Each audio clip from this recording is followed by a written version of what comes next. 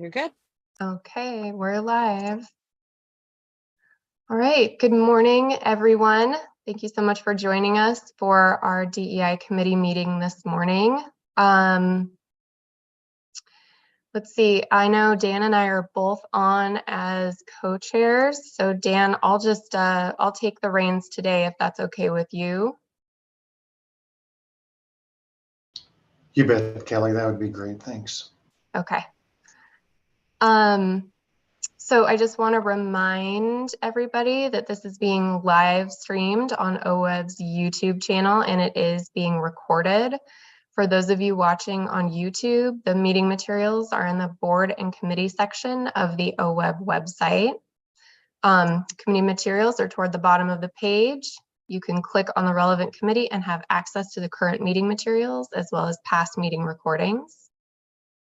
We'll go ahead and introduce ourselves, and I guess since I'm talking right now, I will start. My name is Kelly Coates, and I am the tribal representative on the OWEB board, and I'm also the Natural Resources Director for the Cow Creek Band of Umpqua Tribe of Indians. And I will kick it over to Bruce. Good morning, everybody. I'm Bruce Buckmaster from Astoria, Oregon, and I'm a public at large board member. Thanks, Bruce. Chris? Good morning, everybody. My name is Chris Allen. I'm a board member representing the U.S. Fish and Wildlife Service.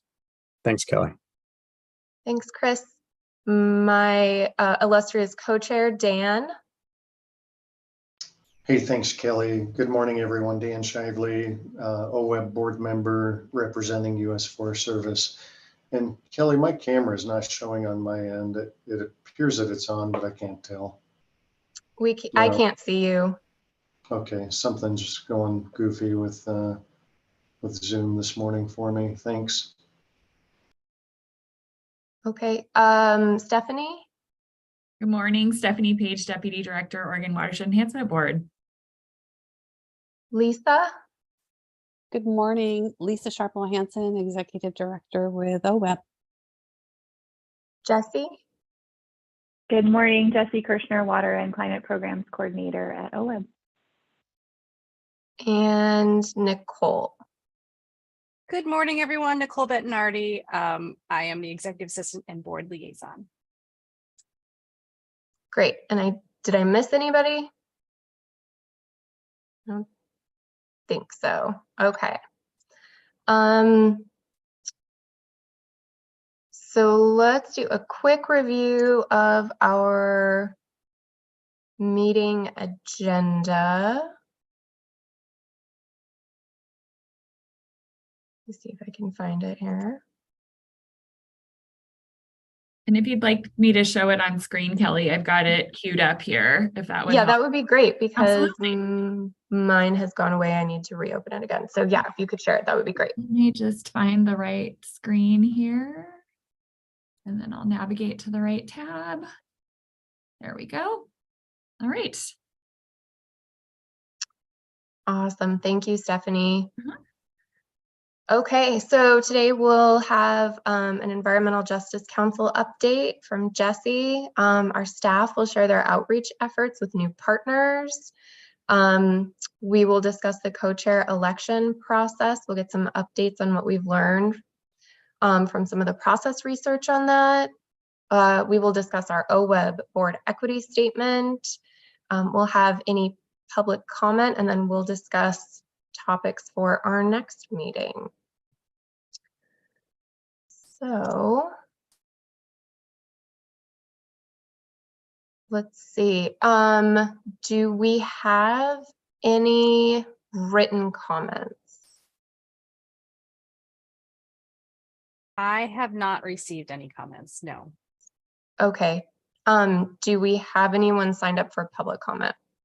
No, we do not.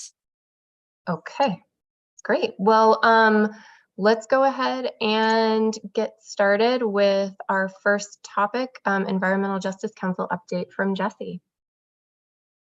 Thanks, Kelly. I probably won't take the full 10 minutes, but just as a reminder, I serve as our agency liaison for the Environmental Justice Council. We're one of the natural resource agencies that's part of that effort. And so I attend monthly meetings with the other natural resource agencies and the Environmental Justice Council coordinator, who's through DEQ. So just a couple of updates from the Environmental Justice Council. Efforts have started for the mapping tool that was mentioned in HB 4077. So the council has created what they're calling a mapping tool leadership team, and they're developing a work plan for the projects that has the major milestones and the deadlines. So some of the milestones coming up fairly soon, they're going to be hosting listening sessions with Oregon communities around the state. That's going to be in late 2023 and early 2024. I think they're planning to do 6 of them and then tag some additional ones onto EJC meetings that they already have, but they are planning to travel around to different communities. And they're going to be prioritizing and selecting indicators for the mapping effort in 2024. The mapping tool is going to be created in 2024 and 2025, and then the implementation plan and it being rolled out will happen in late of 2025. So there's a pretty long timeline, a couple of years that we have for this to keep going. Where they are right now, they're asking agencies to submit any relevant data sets that they might have. They're just trying to start to see what information already exists that the agencies have or are planning to potentially gather that's related to environmental justice. And then just as a heads up, the EJC meets every other month. So you can listen in if you want to hear those meetings. I'm happy to send you the information. Anybody from the public can attend. There's also the mapping tool subcommittee, and they meet monthly. And so you can also listen in on those if you want to see what they're talking about in terms of the data sets, the indicators and things like that. And they are having other representatives from states and from the feds that have already engaged in a similar kind of mapping tool development. So for example, the Washington Health Disparities Index that's out there, they're having someone from that come and present. They're having someone from California Healthy Places Index. So they're trying to bring in folks from other states and from the federal government that have, like I said, already engaged in this kind of mapping tool kind of development and get some lessons learned and see how they developed their indices and those kinds of things. So if you're interested, like I said, I can send that information along to be able to attend or listen in on those mapping tool subcommittee meetings. So with that, I'll see if there's any questions, but no. Yeah, Bruce. Bruce? Thanks for the report, Jesse. As I read the Executive Order 2004, it looks to me like we would be instructed to provide our resolution, our DEI EJ resolution, to the Environmental Justice Council prior to adopting it just for review. Also, the Racial Justice Council, if that's operating. Is that your understanding, that we would take it to the council?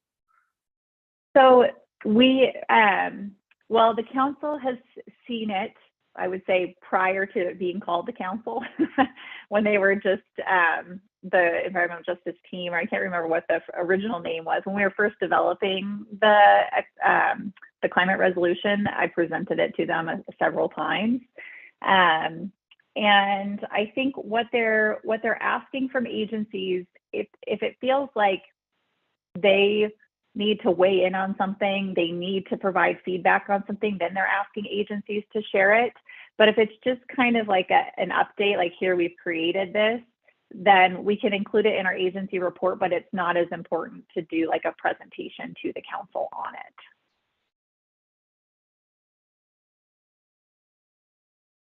But I can certainly ask if you'd like to, I mean, I have a call with them this afternoon, so I can ask there if you'd like.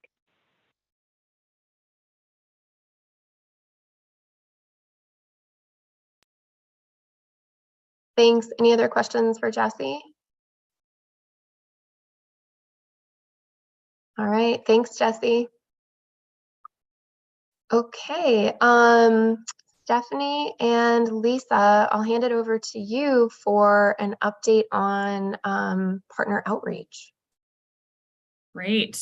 So I'll go ahead and go through the list that I have and then pause and see if folks have any questions. And then I have some follow-up questions for the committee members too.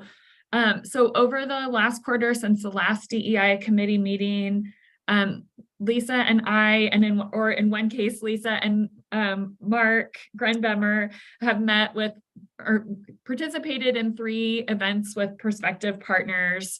And then from a government to government perspective, we also had a chance to visit with the Cow Creek Band of Umpqua Tribe of Indians and see some projects thanks to Kelly and her team. So I just want to thank Kelly and her team for a really wonderful tour. We got to see fish passage projects, in-stream restoration, some stream side restoration, kind of some of the lands that were returned to the tribe in 2019 or 2018. And I think those were amazing, and just having the chance to have some windshield time with Kelly and her team was just fantastic. So just wanted to mention that. In terms of partner outreach, we also met with Meyer Memorial Trust with Jill Fuglister. Lisa and I met with her last quarter.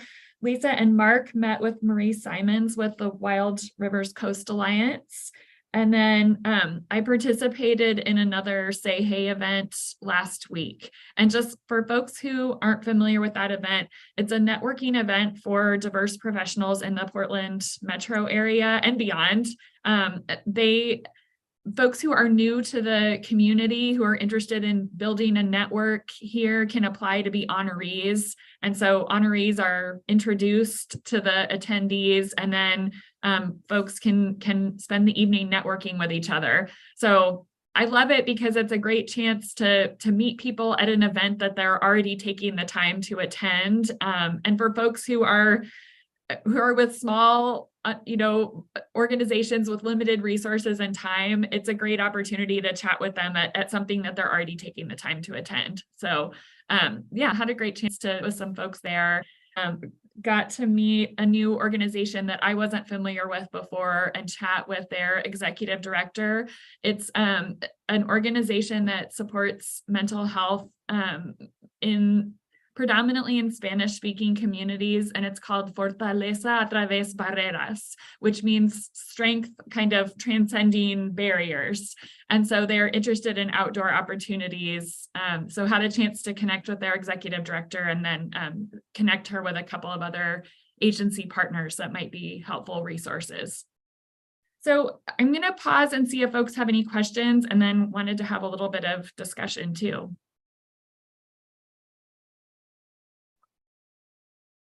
So I don't have a question, but I just want to thank Lisa and Stephanie and Ken for coming down to the Roseburg Canyonville area and meeting with the tribe.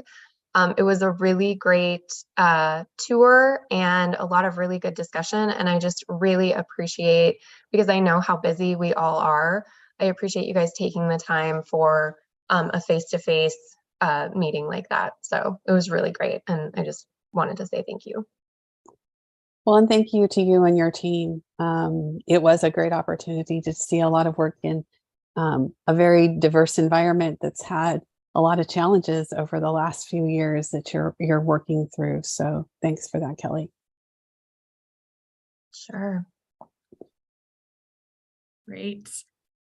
So just wanted to visit with the committee a little bit, because Lisa and I have been doing the outreach for a little over a year. I think we started in March of 2022 and have met with at least 3 partners per quarter or participated in events such as Say Hey at least 3 times per quarter, kind of a mix of different outreach opportunities there.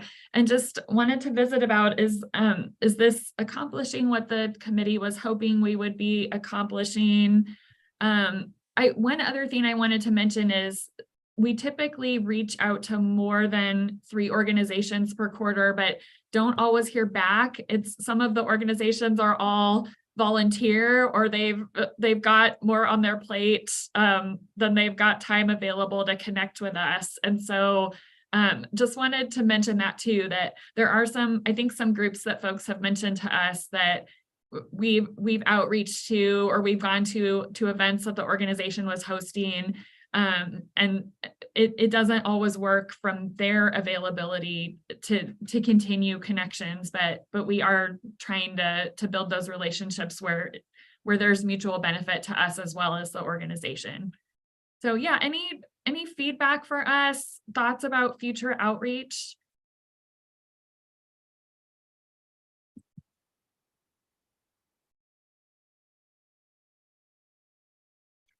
So I guess I feel like the outreach has been, at least from my viewpoint, it seems like it's been pretty good in engaging with some of our non-traditional partners, talking with them about OWEB.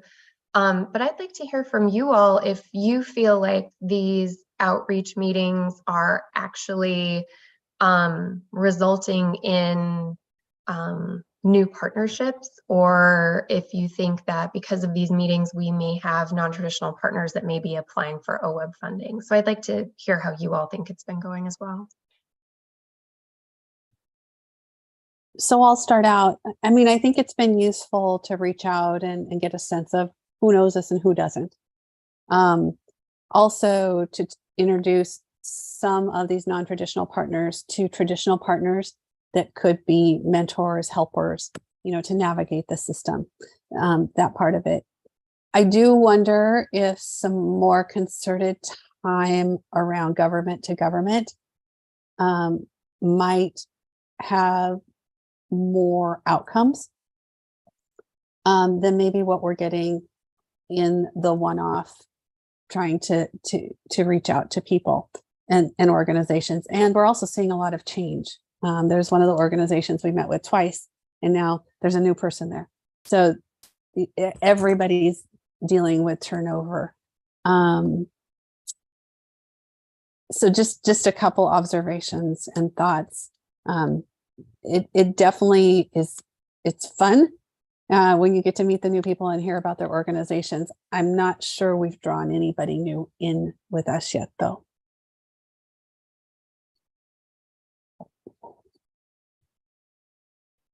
Bruce. I had the same sort of question that Kelly did on what kind of basically a results kind of question, and yet I'm okay with not having immediate results. I think we've always been able to look at OWEB as a leader and as an organization that's done great work in community-based conservation. But, or that said, it's for those entities who are qualified, willing, and able to meet our terms. And there are always going to be terms. I don't see that as pejorative. But the whole issue of the DEI environmental justice, to me at least, is an opportunity for us to look at our terms, our terms, the right terms to have, to really talk, to address all community-based and particularly underserved community-based organizations. So the work that you guys are doing, Stephanie and Lisa, I think is excellent. And I would expect that you will come back, hopefully, and say, well, we've identified some roadblocks or some hurdles that exist out there. It might just be knowledge-based. It might be capacity-based, all these potentials. But what's coming back from you, so continuing to do outreach, continue to go to non-traditional partners, I think is part of a process that's essential if we're going to actually perform on our resolution. So thanks. I would just add, there are some things that we have learned and we're acting upon them.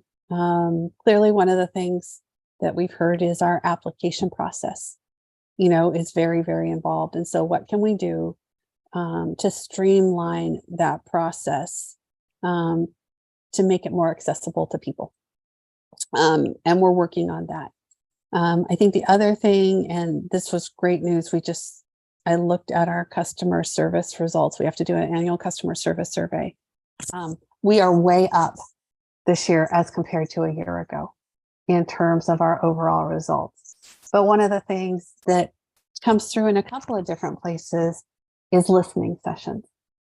And so I think the listening sessions that were conducted as part of the implementation of the climate resolution, I set a tone for bringing people together and having OWEB step back and listen to where some of our obstacles are. And that may be another tool that we should be thinking about for being results oriented around some other issues. Thanks, Lisa. I think Chris had his hand up. Thanks, Kelly.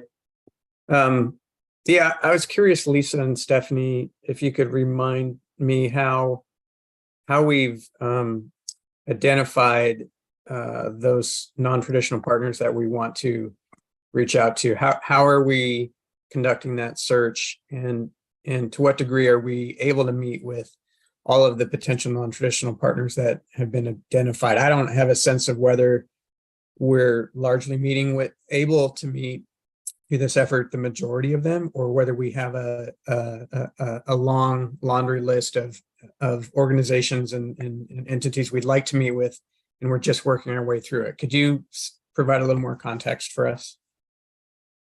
Sure, I can take a stab at that, Chris, and then Lisa can add.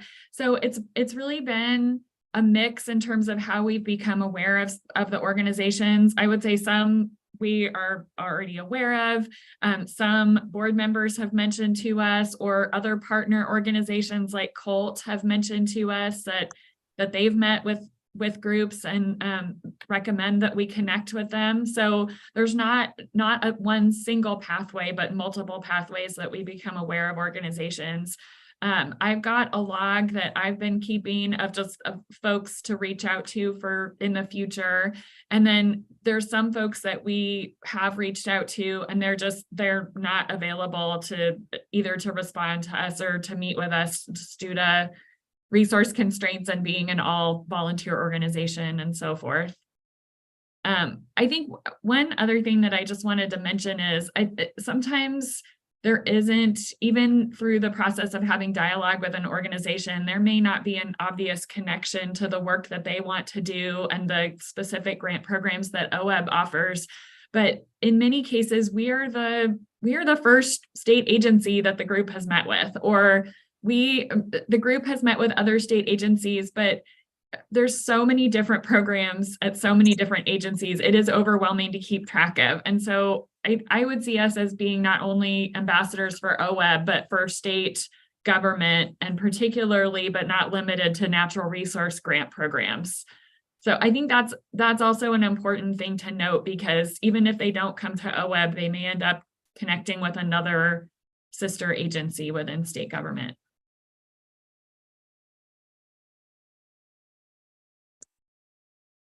I think an example of that is there was one that we sent towards ODF&W for the recreational fund, because it was a more natural fit for what they needed. And so it is being a conduit and an ambassador in some ways in some of the work.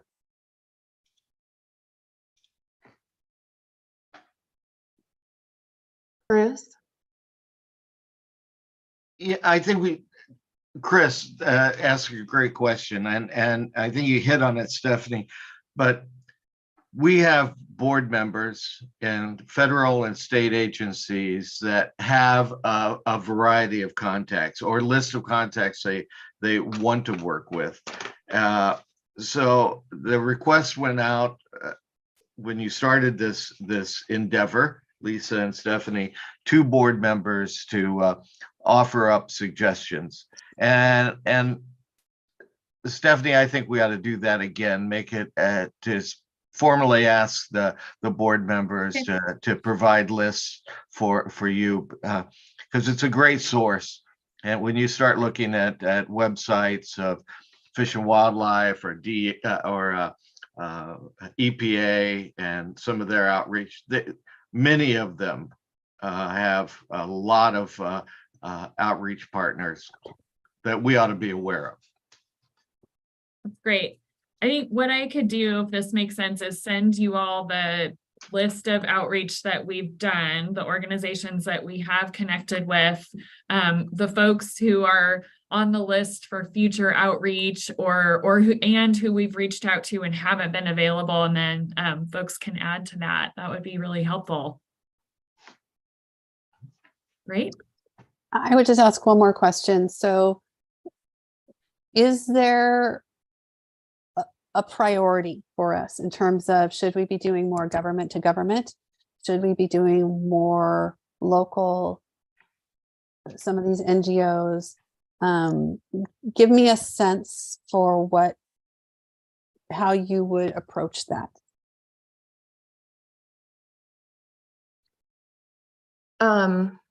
So I think this is a good question because you have limited amounts of time. So I think it's important to continue our outreach to NGOs, but I do think it's incredibly valuable, just based on the time that we spent together, for you all to do that government to government outreach and go visit tribes where they're at, because I think it's a really great learning opportunity. And I think we could also learn a little bit more about potential barriers to engaging with OWEB from those visits. And then some of that information may also translate to some of our other, some of our non-traditional partners as well. So if you can fit some of those government to government outreach efforts in, I think that would be highly valuable. But Bruce? Yeah, I think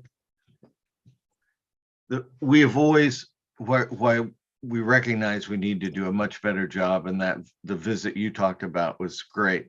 OWEB from its inception has had the recognition of the responsibility to government relationships. I mean, we have a staff person. Ken that's his job, working with tribal or at least part of his job. So I'm all for doing what Kelly was asking, but and I think we have to. I felt like, Lisa, your question was a little bit of a setup. So what, to me, so what do you want me to do? I think we've got this whole range of possibilities. Well, I want you to do it all, and you want to do it all, but you can't. So at some point, we just have to be respectful and say, you can prioritize the government to government work. We need to do that. You do have some staff help for that with Ken, but these non-government organizations, basically community organizations, which are the hardest ones to touch bases with. The big NGOs are easy, Pew and those, and they're easier than working with a small group in Eugene or on the coast or in Enterprise. So maybe we're gonna have to come up with some plans to do some outreach that does not require you to go see them. Maybe there are opportunities to communicate and get some, at least see if there's any interest first. So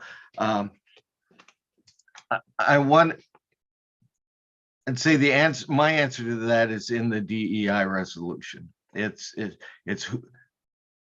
what organizations are naturally identified and in the resolution, and those are the ones we want to at least have some contact with. So I trust you. So, but don't forget the little guys. No, that's helpful feedback. It was, Bruce, about priorities.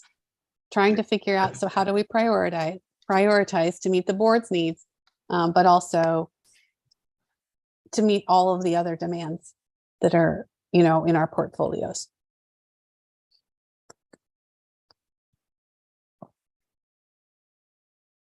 So Steph, I think we got our answer. Keep plugging away. We'll keep working through the list, and I think you're right. The DEI resolution will help us think about some more opportunities as well, and we'll work at targeting them. Thanks for the conversation. Thank you. Okay.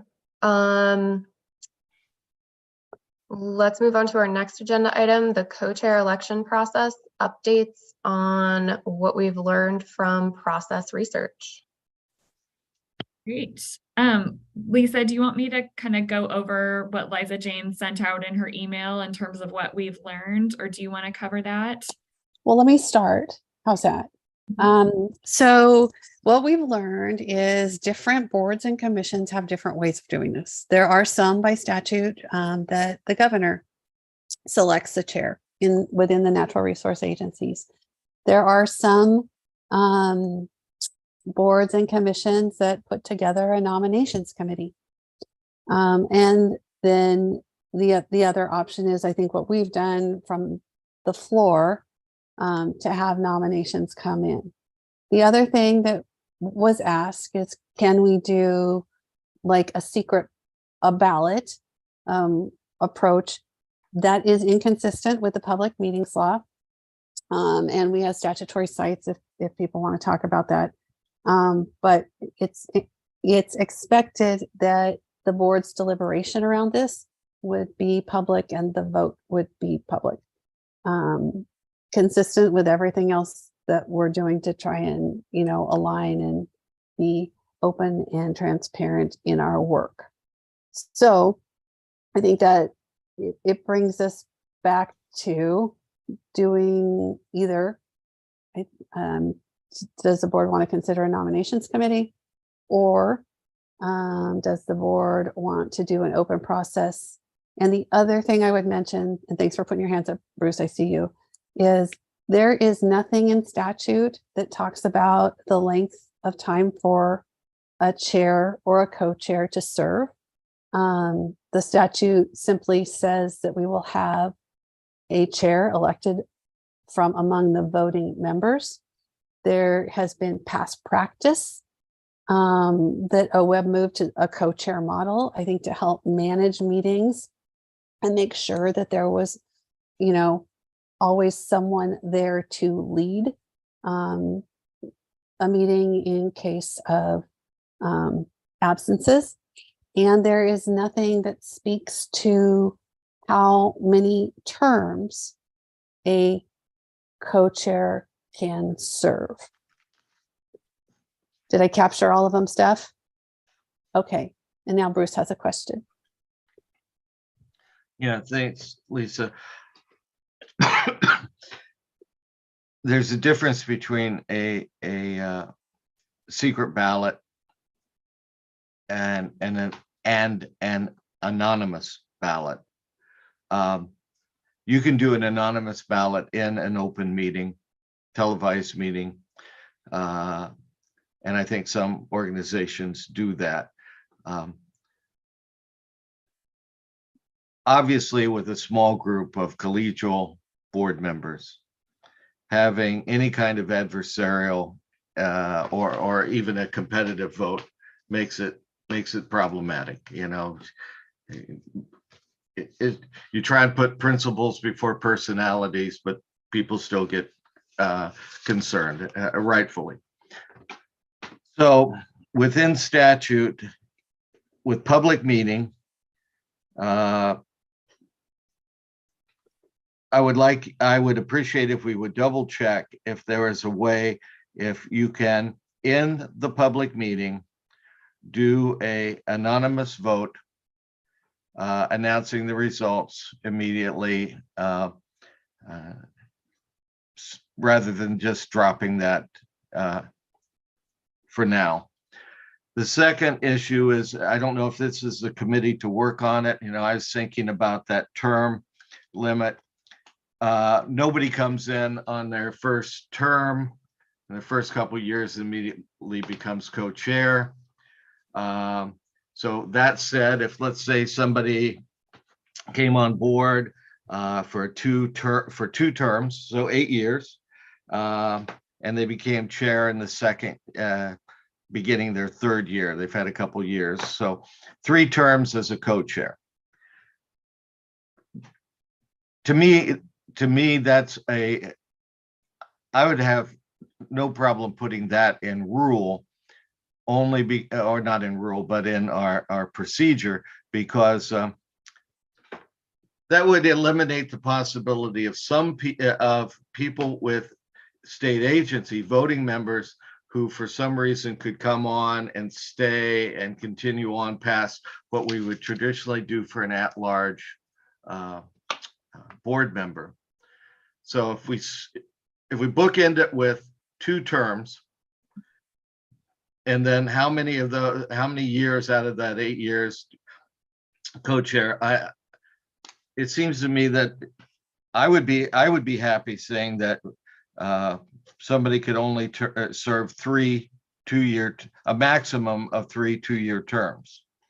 So I'm a big believer in more people at the head, continually moving, but maintaining continuity and institutional memory and how to do things, but continue to move that. So is that the kind of thing that this committee would recommend on who, I think I would like to see one of the co-chairs always being a public at large member, and one coach and at least, and then no more than one being an agency representative, because I don't want to see too much state agency influence on the board. I'd like to keep one public member. So there are some ideas that I'd like to talk about, Kelly and Dan, if this is the proper forum to do them, and to make a recommendation for the full board. Thanks, Bruce. So yeah, it is my understanding that this committee has been tasked with coming up with something to propose to the full board. And Stephanie, correct me if I'm wrong here. So I think this is the appropriate place to have that discussion. So thank you, Bruce. I would like to say that I haven't received anything from any other board members about this. I don't know if Dan, you received anything. No, I haven't. Yep. Okay. And I do agree this would be the venue to be having this discussion. So thanks for your input, Bruce. So I have a quick question about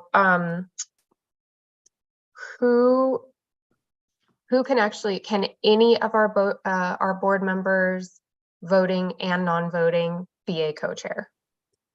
It has to be a voting member. Has to be a voting member. Yep. Okay. So it has to be a public member or one of the members from the other natural resource state agencies.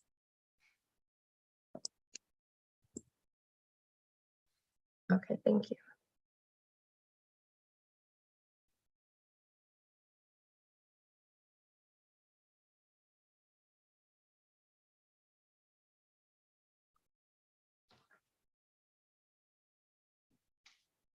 Okay, does anyone else have any thoughts? We did do some research on the anonymous voting question, so I can share that whenever you're ready, Kelly and Lisa. That'd be great. Go for it. Okay, so this is something we have researched, and the public meetings law does not provide for that. So, and we did find through our research a 1974 Attorney General opinion that describes that specifically. So, and I can read from a sentence of it here. It says members should express their views, propose their ideas, make their suggestions, and cast their votes so that anyone present can know what the views, ideas, suggestions, and votes of each member of the governing body are. This requirement applies to all the business of the governing body, including votes on motions and measures, nominations of individuals to act for the body, and directions to staff and employees. Pretty clear.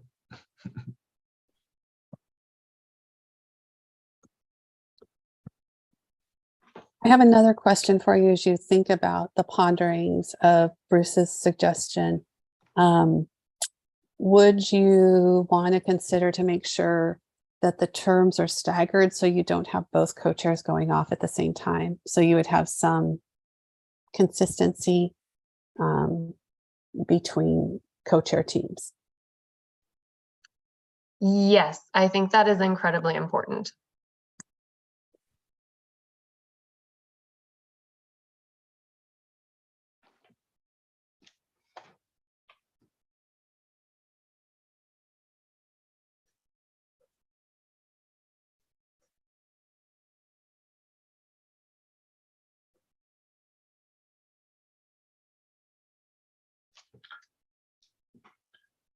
So Kelly, the two suggestions I would make if we were going to sum it up is that one co-chair has to be a public at large board member. And two, co-chairs can serve no more than 3 two-year terms. Just setting a maximum.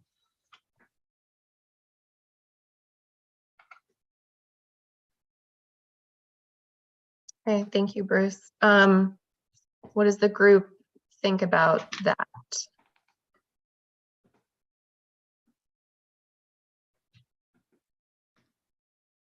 Yeah, I guess I have a question for Lisa or Stephanie. Do we have consistent and similar rules for our other committee? Climate and water?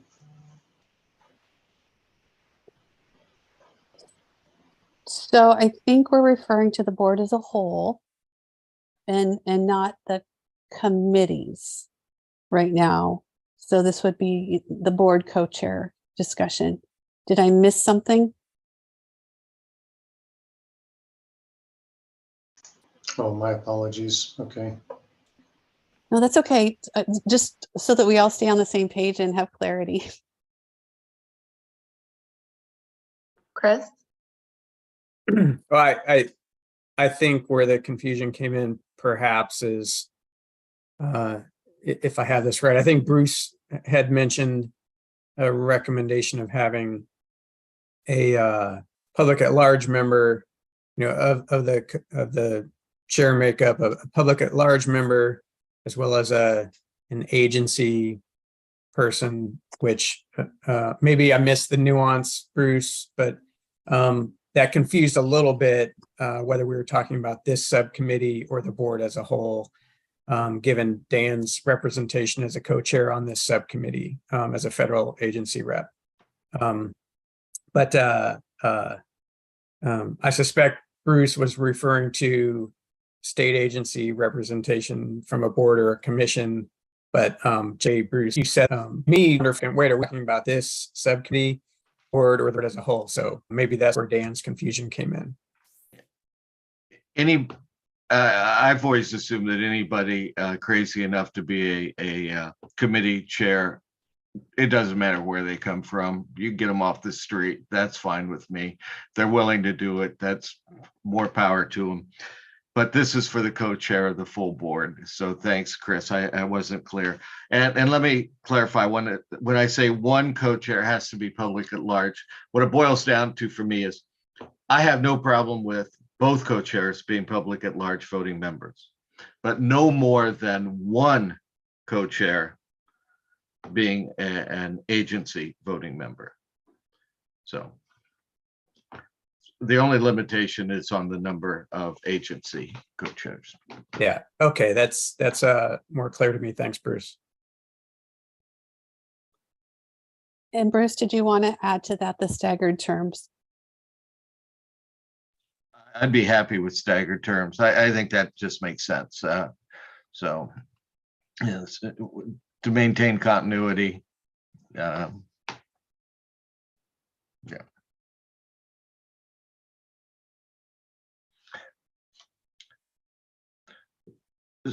So, bluntly speaking, I think one of my concerns early on this was we have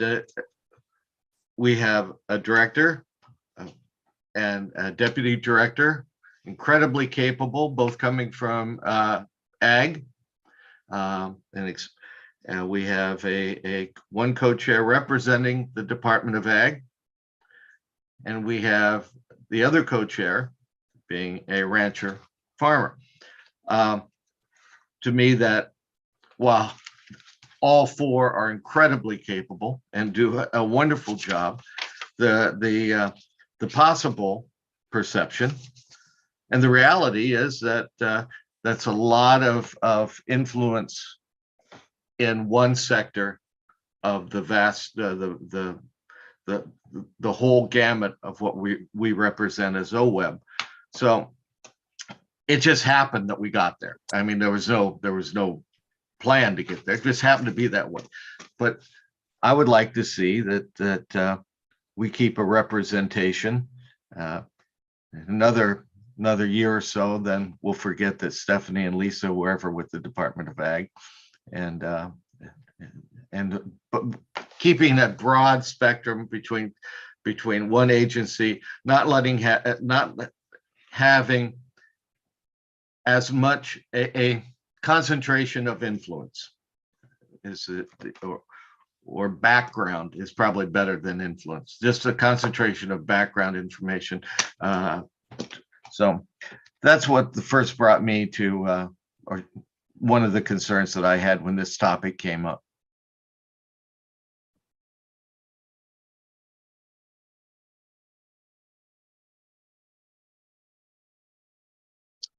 So I have a question about the tribal representative seat. So I don't represent a state agency, and I also don't represent the public at large. So if the tribal representative were to run for co-chair under what Bruce is proposing, it would be in that public at large group. If I'm just trying to, because it's a little bit of a square peg round hole situation. So I just want to be clear about that.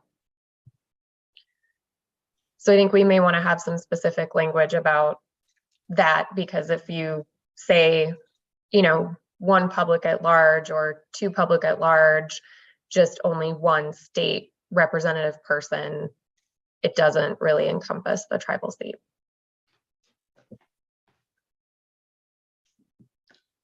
I don't know why I didn't think of that, Kelly, but that's absolutely correct. And I guess I've always assumed that the tribal representative on the board is more of a public at large, a specific public, but not an agency person. So I would, like you assumed, I would have classified it. But going back to the tribal representative should qualify for either any opening, whether it's to replace a public at large prior co-chair or an agency co-chair, represented co-chair. So they should be able to fill either slot at any opening. It would be my feeling on it. Okay, thanks, Bruce. Yeah, and and that's why I'm here, to ask these questions. And just to get some clarification around that, because we have, some different, we have different categories, right, of board members. So just some clarity around that would be helpful, I think, in the language that's proposed to the board too. I also noted, I just saw an email from another board member that suggested that we do a better job of planning for the elections. And so at the April board meeting, do a reminder that elections are at the July board meeting. And then I think it's determining the timing of those elections with a plan for the new co-chair to take over at the end. I think it definitely this time around, when we started looking at the how part of how we had done this, it was just something that was done. And we started asking questions, which then created a whole nother series of questions around it in trying to put a better process in place. And ultimately, I think we will have a better process in place. It's, just a little more thought putting it forward. But I do think there should be something in that April. I agree with what came in the email, that we're reminding the board to be thinking about that so that they're planning ahead and it's not just the motion that's put in the packet.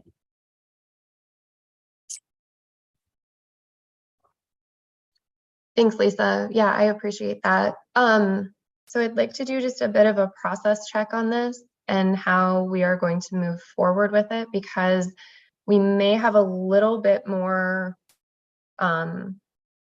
research that needs to be done, just to make sure, because we have proposed, we have some things on the table that I think I'm seeing this group coalesce around, which is a maximum of 3 2-year terms as a co-chair,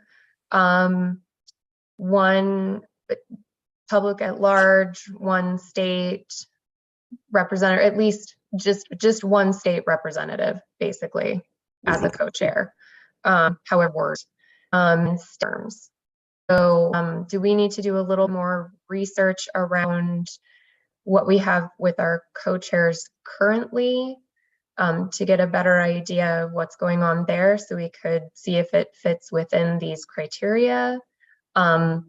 Did we want to put something together to propose at the October board meeting for folks? And then are we going to vote at the October board meeting, or do we want to give this some more time for the board to really put something solid together and for the full board to decide on, and then take it to the next meeting? I'm just curious about where we're going to go with this from a process standpoint.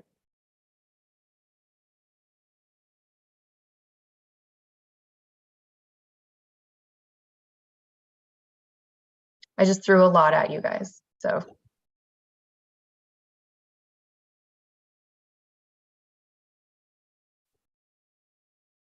So I don't have it in front of me, and I would need to go back and look and see how long the current co-chairs have been serving. Oh, Stephanie may have it. Have that. I have a roster. So co-chair Liza Jane McAllister was appointed, last appointed January of 2022. Co-chair Barbara Boyer was appointed July of 2021.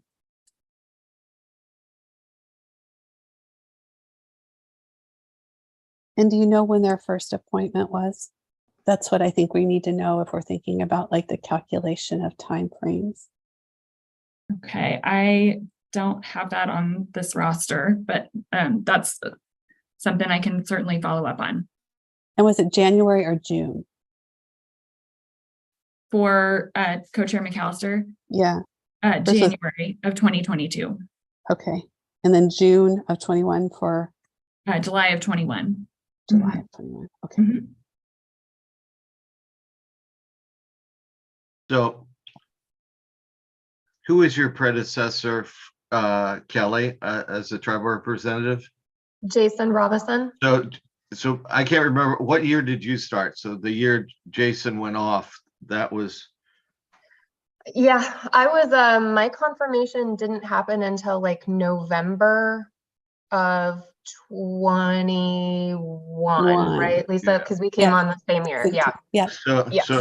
So one of them started when Jason went off, and one of the co-chairs started when Randy Labby went off, correct? I think that's right. Was anybody there but me? Well, Randy was still on the board when I came on. Okay, so he would have So- been the last one to leave. So that would have been, did Liza Jane replace think- Randy then? And Barbara replaced Jason? Does that sound right for I- timing? I believe that's correct.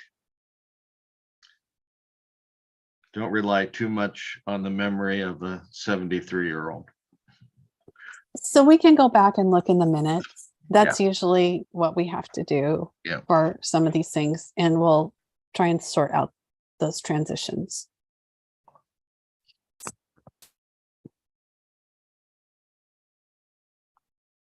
Okay, yeah, that's why I think we may just need a little more time on this and a little more context, I think. So again, quick process check because I want to be mindful of time and we only have about 30 minutes left in this meeting. So moving forward, I think, so this is what I think I'm hearing, and please let me know if I'm off here. Staff are going to put together a recommendation with what we've discussed here today with Bruce's suggestions. Staff are also going to do a little more research into current co-chairs and when they started and how long they could be under these new, the proposed terms for the co-chair. And then, you know, we don't have too long until the next board meeting. So I think we could present this information at the next board meeting. At that board meeting, do we want the full board to say yay or nay to this process? Is that what we're asking? And then we do have a co-chair election that we do need to have. So are we thinking we're going to be prepared for that at the October board meeting, or do we want the board to review what we're proposing and decide at the October meeting and then kick the elections to the next meeting? What are our thoughts here? Bruce? Yeah. If we present the recommendations, which are pretty short and I don't think are going to be controversial. If they are, then we can table. The chairs at that meeting, at the full board meeting, can table the discussion or table for further discussion. But because they're so simple and because we're at the point and people are expecting I think people are expecting a vote, then we should, I think we should leave it up to I would expect to have a vote, but if the co-chairs at the time, or if the board at the October meeting decides they want to postpone, let's let them do that.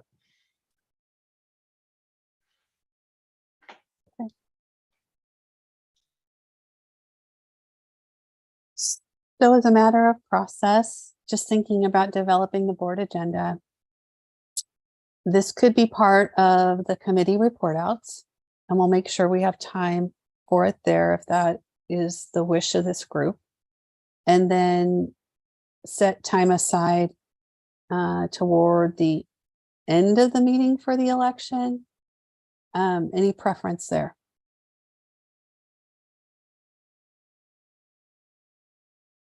In terms of slotting it, because we have had some agenda juggling issues in October's a relatively full board meeting, but there's definitely time to make this happen. I just want to think about it process wise, what's the most comfortable. Kelly and Dan, I think it's really up to you guys, but I was thinking that we were going to be presenting the DEI resolution as part of our committee report. Or or whether that is an action item or whether, or at least introducing it to the full board. And if we do this as well, you're going to have you're going to need a long time for a committee report if we have two actions involved in it. And I think the resolution is the most important.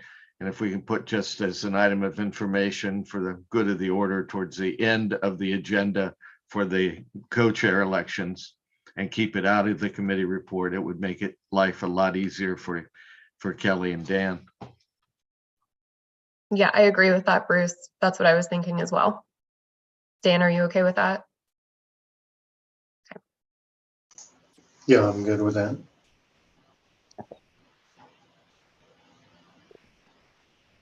That's Okay. helpful feedback. Thank you. Great. Okay. Any other discussion on this?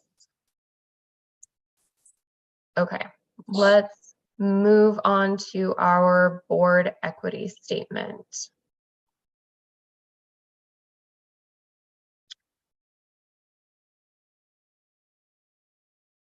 Stephanie, are you going to pull it up? Thank you. I'm sorry, give me just a minute here to get to the right tab. So committee members, in front of you is the longer resolution that went out with the agenda to you. I've also got up the short, concise statement that Bruce emailed out, and I can navigate over to that if you would like to look at that.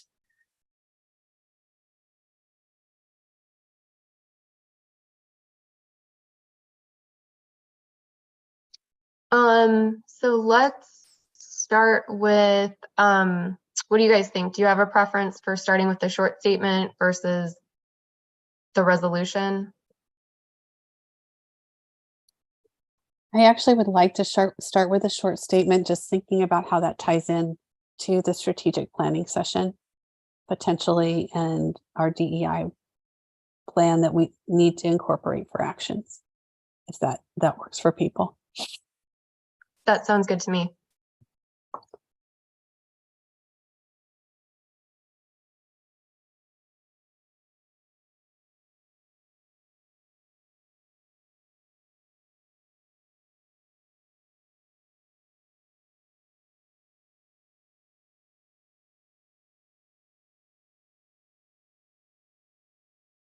All right, and so is everyone able to see the short version? Okay, awesome. Yes. Sorry, I was just reading through it. Okay. Okay. Do we have any comments on the statement?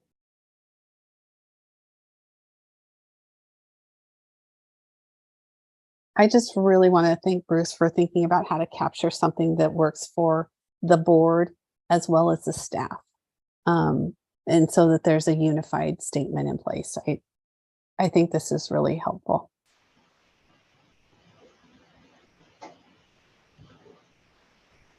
So I will say that I like this statement.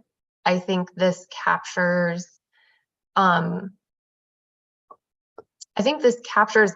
essentially what we're trying to do.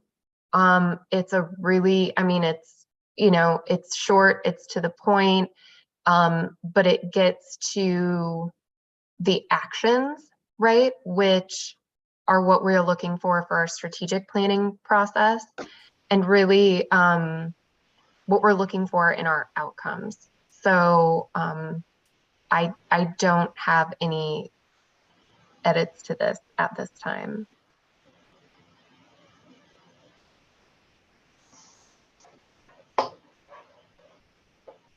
Dan, did you have a comment?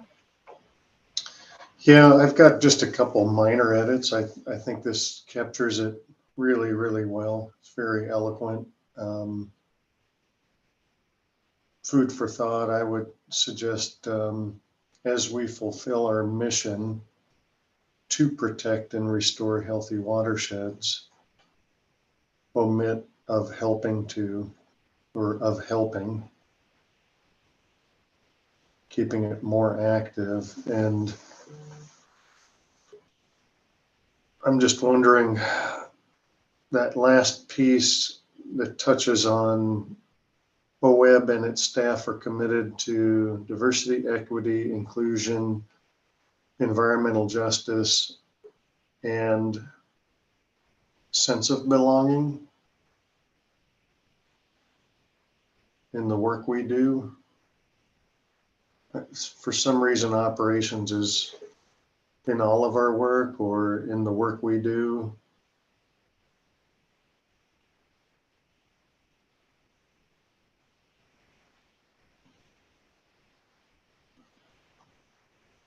Bruce, how does that land for you? I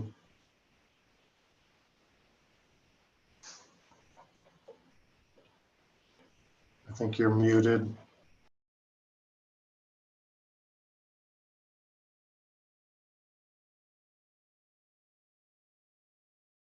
Hey, Bruce, you're Yep, muted. you're muted. We can't hear you, Bruce. That goes back to, I like the second one, Dan. The first one is a sore subject for me. I like taking of helping out. I love taking of helping out.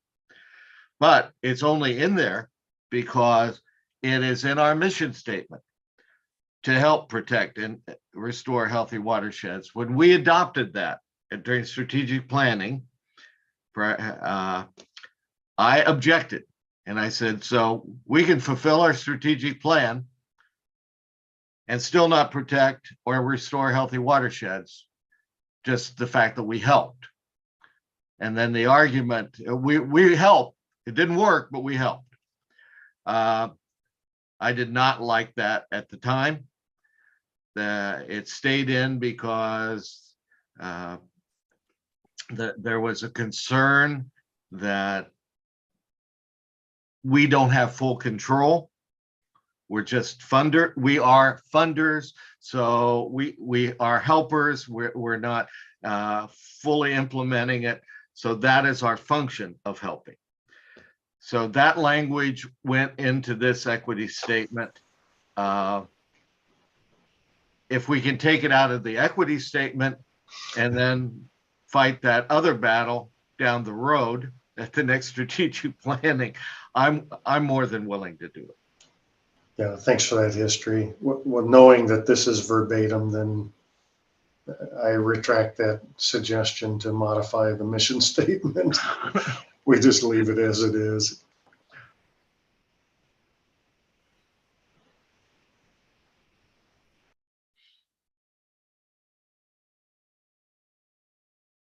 Yeah, and back to the original point, I think this does a really nice job of capturing it in a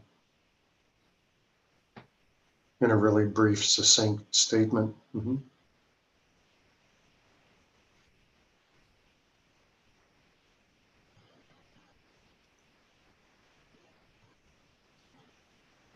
Okay. I think we're good. I just want to check in. Chris, are you good with this? I am, Kelly. Yep. No comments. Okay. Great. Well, I think we have a proposed statement ready to go. So that's great. I'd like to take a minute and celebrate that. Thank you, Bruce.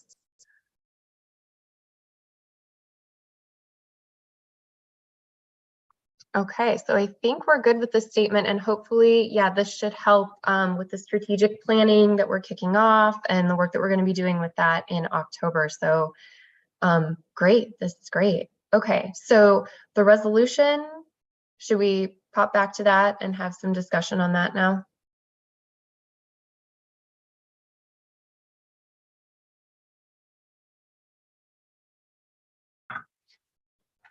Okay.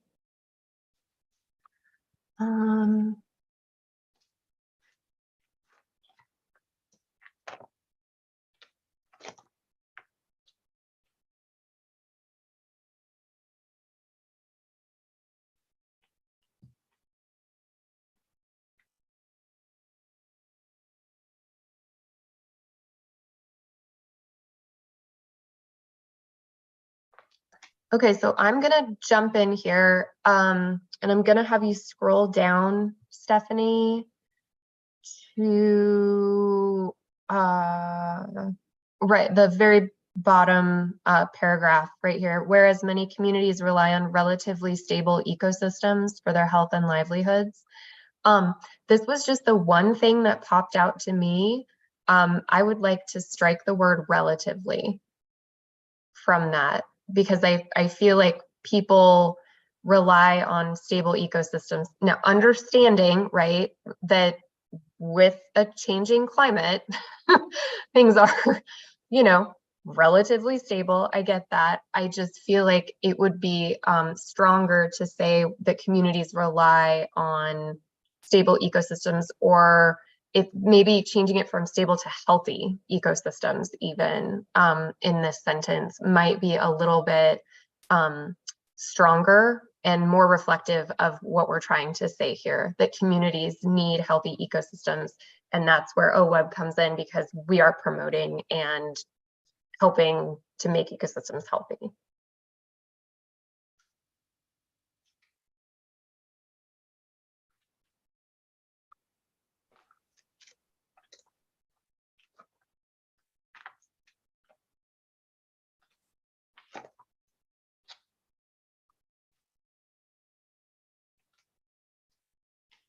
So one thing I'm wondering about, and ecosystems may be fine. In our mission statement, we talk about watersheds. And we're the Watershed Enhancement Board. And so just kind of going back to that core purpose of OWEB,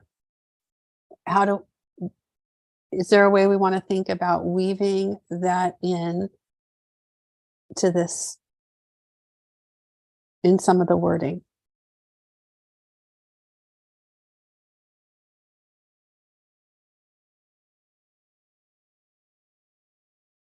I think that's a good point, Lisa. I'd be okay making it healthy watersheds, but I have to go back to the full document to see if we reference that somewhere else that I'm just not thinking of right now.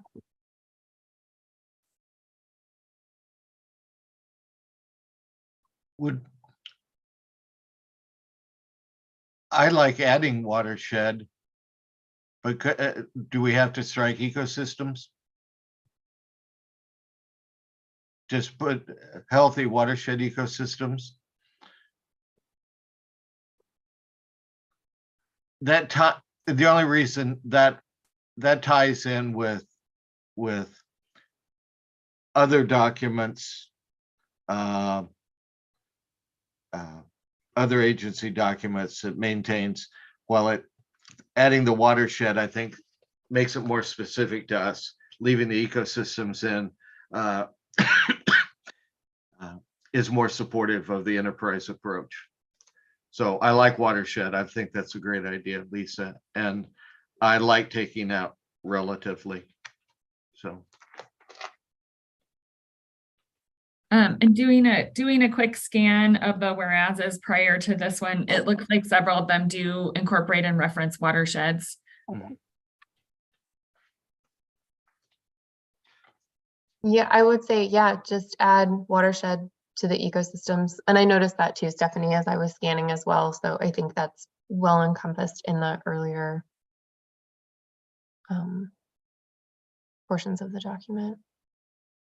Doing something similar, Kelly, on the last resolution, the recognizing, oh, wait a minute. No. I had two small ones there. In the whereas enjoys strong public support. Where is that? Can you find that whereas? Oh, I see where it is. Yeah. Oops. Right, wrong way. There we are. Yep. Yes. Down on fourth line from the bottom. I think we should strike potential. That's for the same reasons Kelly gave for relatively.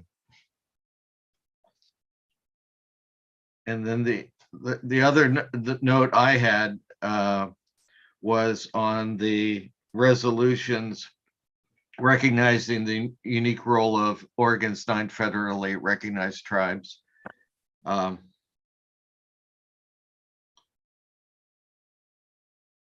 You can find that one. It's just a punctuation error. Oh, there we go. Yeah, instead of after natural resources, instead of a comma, it should be a semicolon.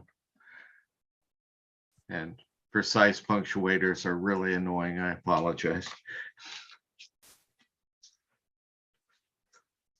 I wanted to call something out here since we're talking about this particular sentence. I'm fine with that punctuation correction.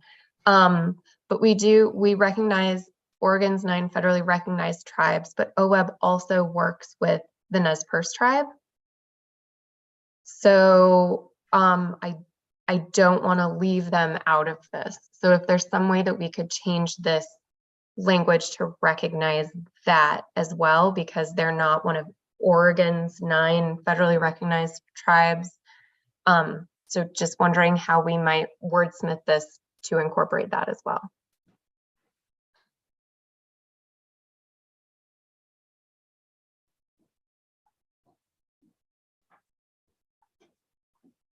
Huh. Yep.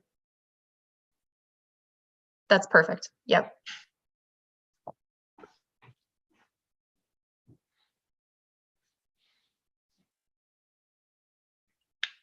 That also allows for changes if there are any in the future.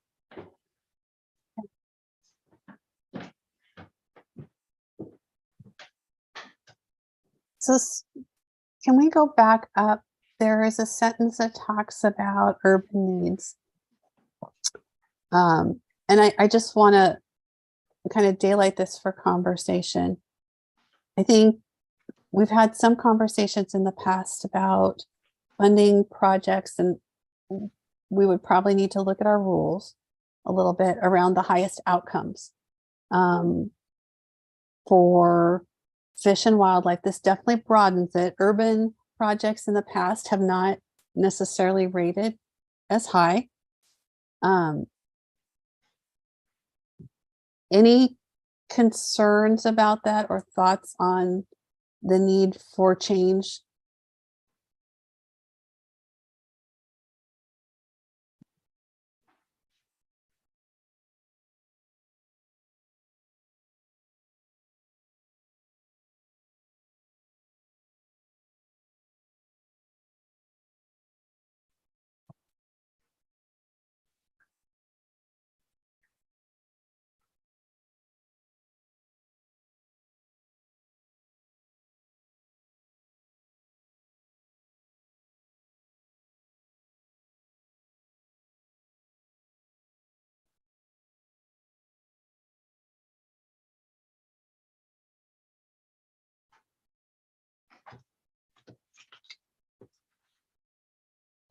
Can you restate that, Lisa? So it's my understanding that traditionally we have ranked projects that would have the highest outcomes or likelihood of positive outcomes toward fish and wildlife, sort of around that base of measure 76. Urban projects have not necessarily ranked as highly.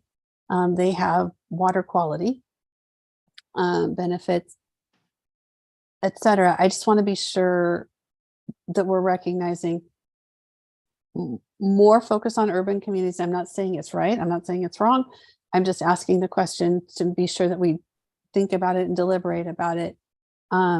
Definitely broadens that, and we might have to look at some of the language in our rules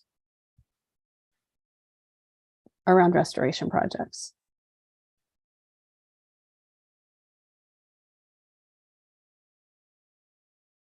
Mm. And Bruce may have some ideas of what he was thinking about urban projects more. So to help frame the conversation or the thought process about it. I just would feel like I'm neglecting something if I don't ask that question. I think to answer your question, I think we open up the possibility of having to look at prioritizing certain types of projects by rule. I think that's one of the things we would have to look at. But when we start shifting our focus towards other groups, other communities, and urban, in this case, urban, we might find the potential to find aspects of fish and wildlife, I think are there.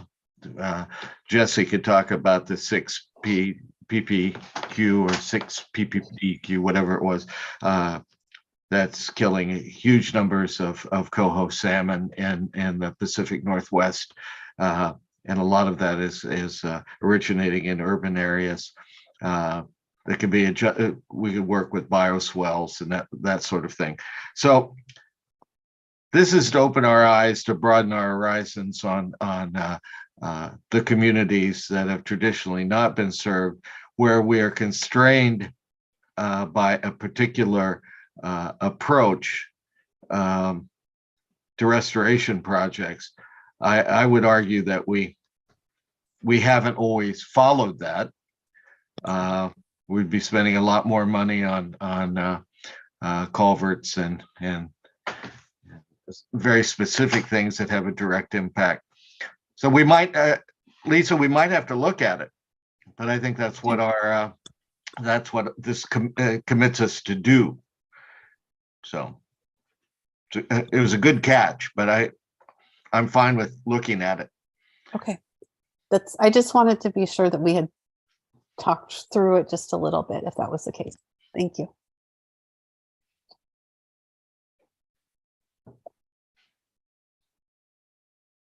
So I want to do a time check.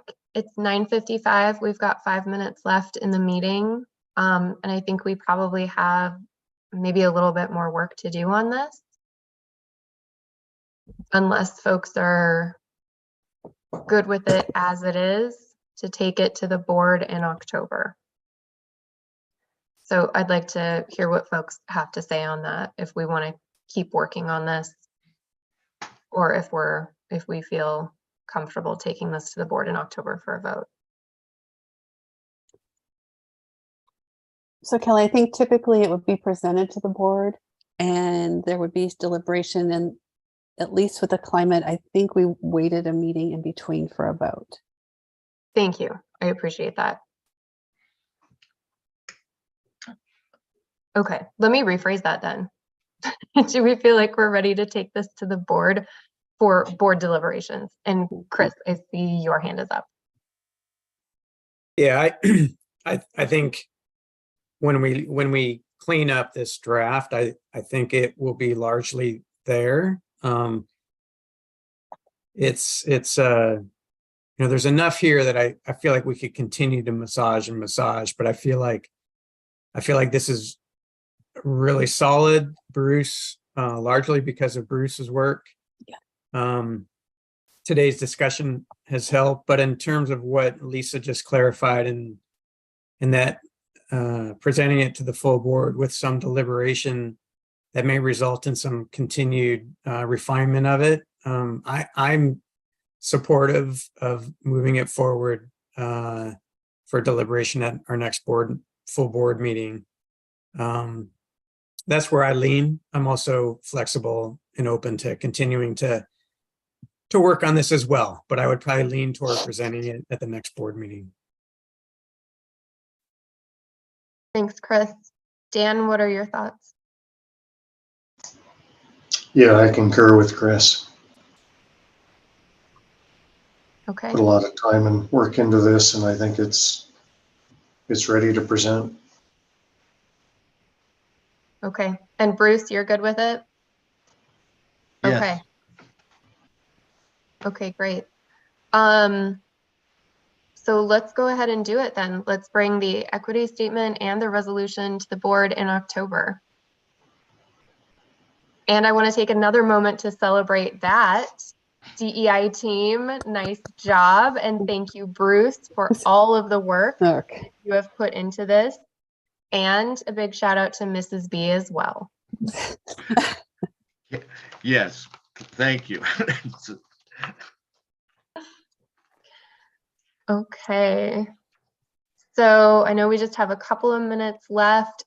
We still do not have public comment, correct?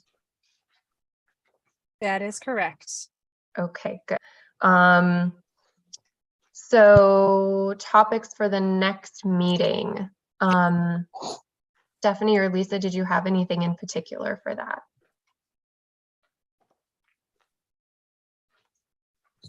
I don't, other than the kind of the standard report out on partner outreach. Sorry, Lisa. I would say any refinements that come from the discussion with the board, we probably should think about in terms of keeping this moving forward. I really appreciate the work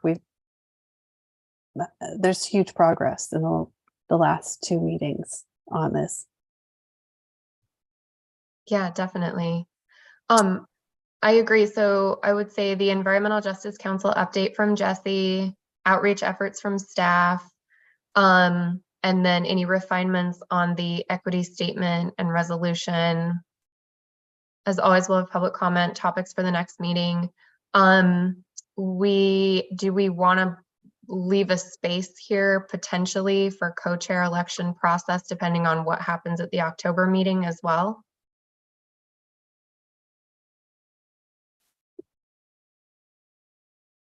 Bruce? Yeah. Yes, I think that's a good idea. I was actually throwing my hand up to go back to the Environmental Justice Task Force. If I think we can ask Jesse to take our clean draft of the recommendation of the statement and the resolution to the present it to the Environmental Justice Task Force to get their feedback. She said it wasn't necessary. As I read the executive order, I'm not sure I agree with that. But at the very least, if she could present it, we could get any comments that they have back to the board or for our use going forward. And Bruce, do you want that before the October meeting and we have board deliberation, or do you want to have board deliberation and then have it go to the EJ committee?